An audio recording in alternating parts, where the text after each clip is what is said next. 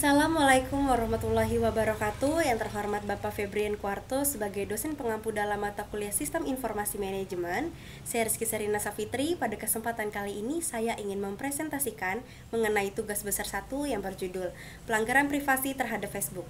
Latar belakang dari pelanggaran privasi terhadap Facebook adalah etika atau etik bermakna sekumpulan asas yang nilainya berkenaan dengan akhlak, tata cara mengenai benar atau salah tentang hak dan kewajiban yang dianut oleh semua masyarakat. Aspek TIK ini berkaitan dengan etika profesi. Etika profesi yang juga berkaitan dengan kode etik dalam bidang TIK, sehingga apabila tidak adanya pemahaman dari etika dapat terjadi kejahatan dan penyalahgunaan komputer, karena setiap program apapun selalu ada peraturan penggunaan atau license agreement. Tepat pada tahun 2018, kasus yang berkaitan dengan penyalahgunaan data penggunaan platform Facebook, salah satu perusahaan analisis data internasional Cambridge Analytica dengan tanpa izin menggunakan data pribadi di sekitar 50 juta pengguna Facebook untuk keperluan membangun sebuah sistem. Berdasarkan latar belakang pelanggaran privasi terhadap Facebook, maka kasus ini merumuskan rumusan masalah. Yang pertama adalah bagaimana kasus pelanggaran privasi terhadap Facebook. Yang kedua, bagaimana penyelesaian yang dilakukan Facebook. Yang ketiga, bagaimana skandal Cambridge Analytica.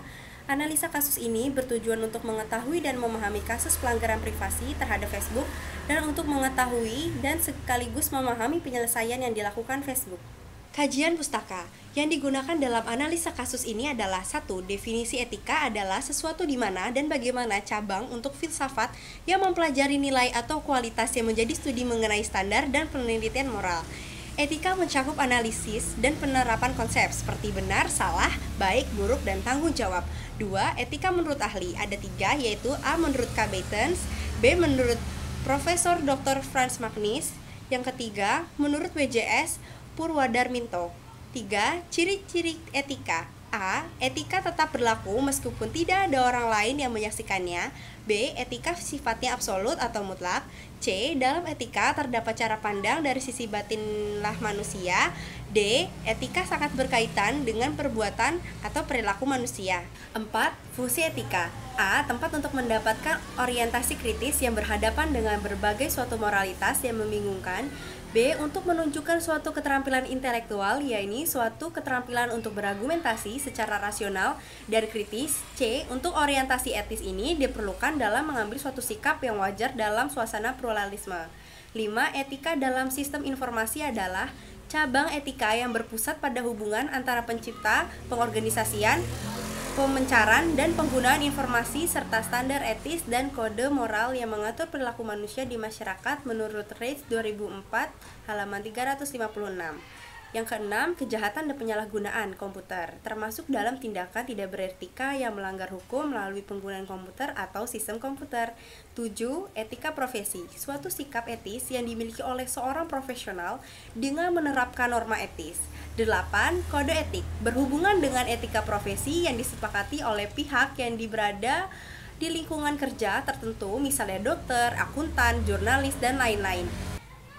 9. Isu sosial dalam sistem informasi ada privacy, asuransi, property, dan accessibility. 10. Pelanggaran etik dalam SI ada hacker dan ada cracker. 11. Etika sistem informasi terdapat 10 etika komputer menurut komputer etnis. 12. Konsep etika dalam informasi ada responsibility atau elemen yang menerima kemungkinan biayanya yang timbul dan kewajiban atas keputusan yang telah disampaikan. 2. Akuntabilitas untuk menentukan siapa yang bertanggung jawab. 3. Liabilitas, perluasan konsep yang mengarah ke bidang hukum.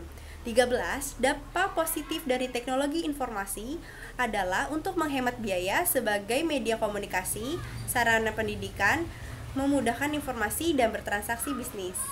Bab 2. Pembahasan. Pada tahun 2017, penggunaan aktif Facebook di Indonesia mencapai 117 juta orang. Disinilah peran pemerintah kemudian dibutuhkan karena penyalahgunaan data tersebut sudah masuk terlalu jauh. Tidak hanya terfokus pada satu platform saja, kebutuhan jaminan perlindungan keamanan privasi, data harus mengantisipasi pengumpulan data dalam skala besar yang dilakukan oleh banyak institusi. Pada tahun 2018, akhir bulan Maret 2018 ditutup dengan salah satu kasus terkuaknya kasus penyalahgunaan data penggunaan platform Facebook, salah satu perusahaan analisis data internasional Cambridge Analytica dengan tanpa izin menggunakan data pribadi sekitar 50 juta pengguna Facebook untuk keperluan membangun sebuah sistem. Sistem yang dibuat oleh Cambridge Analytica ini menggunakan data curian untuk menargetkan pemilih pada proses pemilu presiden Amerika Serikat. Mereka mengirimkan iklan politik secara pribadi dengan berdasarkan hasil dari analisis profil psikologi para pengguna Facebook Amerika Serikat. Pada tahun 2019, Facebook membukukan pendapatannya per kuartal pertama sebesar 15 miliar dolar Amerika Serikat atau setara dengan 209 triliun rupiah dan cadangan kas lebih dari 40 miliar dolar Amerika Serikat setara dengan 559,2 triliun rupiah. Selain denda, Facebook sepakat untuk lebih komprehensif untuk mengelola data penggunaan.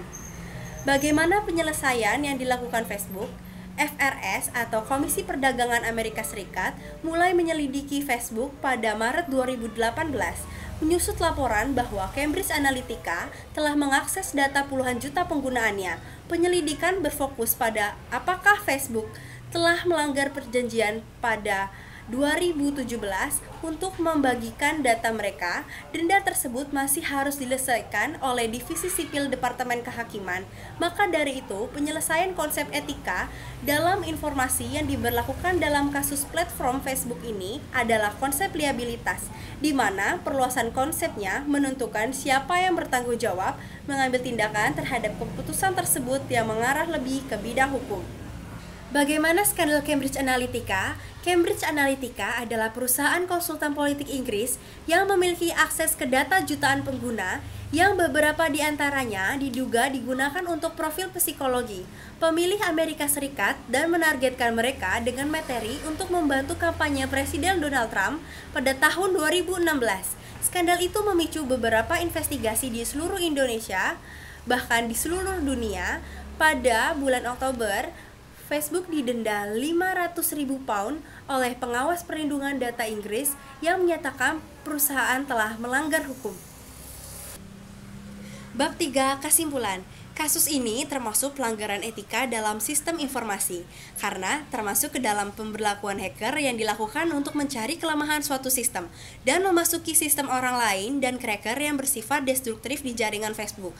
Karena pada dasarnya, etika menurut Computer Ethics Institute adalah tidak boleh mengakses atau lepas tanggung jawab atau memakai file orang lain dan membajak komputer orang lain tanpa izin yang bersangkutan. Sehingga data sekecil apapun dapat dialihfungsikan oleh pihak yang tidak beretika, seperti yang dilakukan oleh Cambridge Analytica. Maka dari itu, alangkah bijaknya kita mempunyai kesadaran untuk berhati-hati sebelum memasukkan data mengenai diri kita.